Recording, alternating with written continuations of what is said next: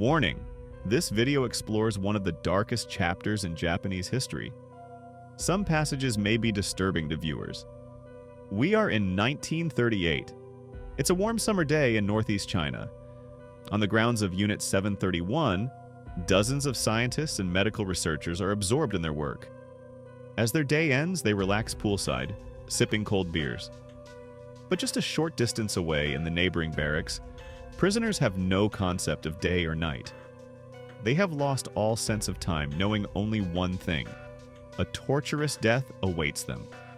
Japan in the 1920s. The horrors of World War I have passed. Japan, having fought alongside the victorious Allies, is experiencing an economic boom. The nation, ruled by Emperor Taisho, is part of the League of Nations, working to maintain international peace.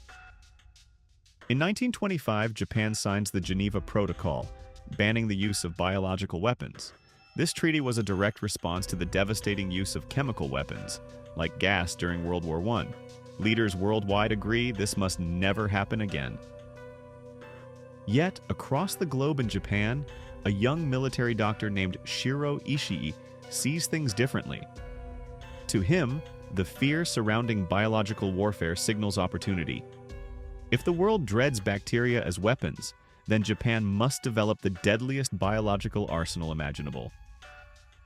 Ambitious, brilliant, and utterly ruthless, Ishii dedicates his life to biological warfare.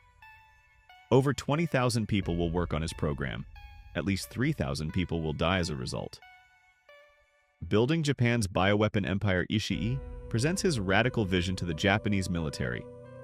His argument? Biological weapons are cheap, effective, and devastating. Japan lacks natural resources like iron and steel, so this is the perfect alternative to modern warfare.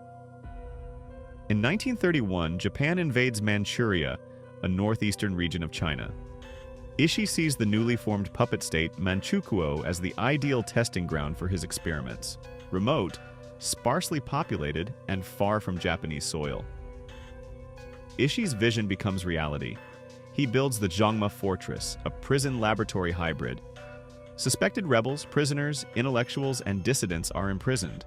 They are no longer people, only test subjects for the development of biological weapons. Their life expectancy? Just 1 month.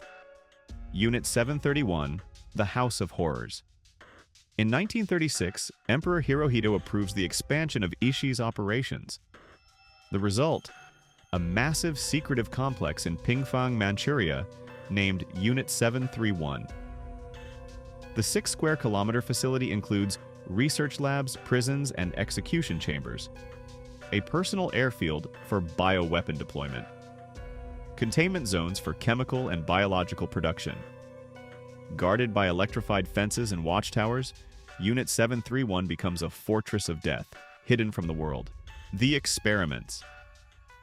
What went on behind Unit 731's walls is beyond imagination.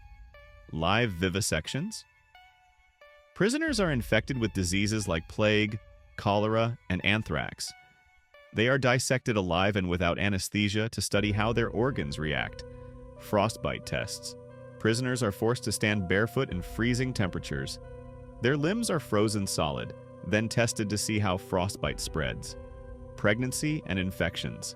Women are raped to force pregnancies, then infected with diseases like syphilis to observe how illnesses affect unborn children. Not one child survives. Weapon testing. Prisoners are tied to stakes and bombarded with biological weapons.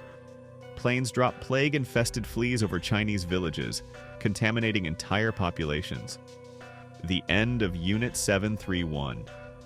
As World War II nears its end in 1945, Japan is on the brink of defeat. The US drops atomic bombs on Hiroshima and Nagasaki. Panic spreads in Pingfang, desperate to hide their crimes. The Japanese destroy Unit 731, bombing its buildings into rubble. Prisoners are massacred or gassed.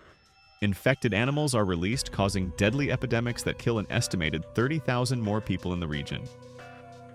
Shiro Ishii escapes to Japan, taking his research documents with him. The cover-up.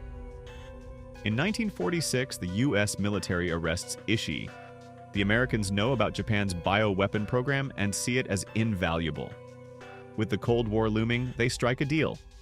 Grant us immunity and we'll give you everything we've learned. The U.S. agrees. Ishii and his team avoid prosecution.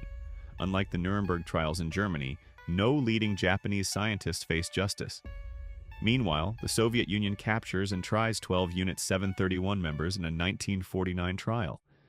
Their horrific testimonies are dismissed as communist propaganda by the West. The legacy of Unit 731's atrocities were swept under the rug. Many of its scientists returned to prominent positions in Japan: governors, medical leaders, and CEOs of pharmaceutical companies. It wasn't until 2002 that a Japanese court officially acknowledged the existence of biological warfare. Even then, compensation for victims was denied. In 2018, Japan's National Archives released the names of 3,607 Unit 731 employees, a small step toward accountability. Shiro Ishii himself? He died in 1959 from throat cancer, living out his days unpunished. A dark reminder. The horrors of Unit 731 remind us of what can happen when science is used as a weapon. It is a chilling warning that such atrocities must never happen again. What do you think about the legacy of Unit 731? Let us know in the comments below. Outro. If you found this video thought-provoking, consider subscribing. Check out our video on other hidden war crimes and stay curious. See you next time.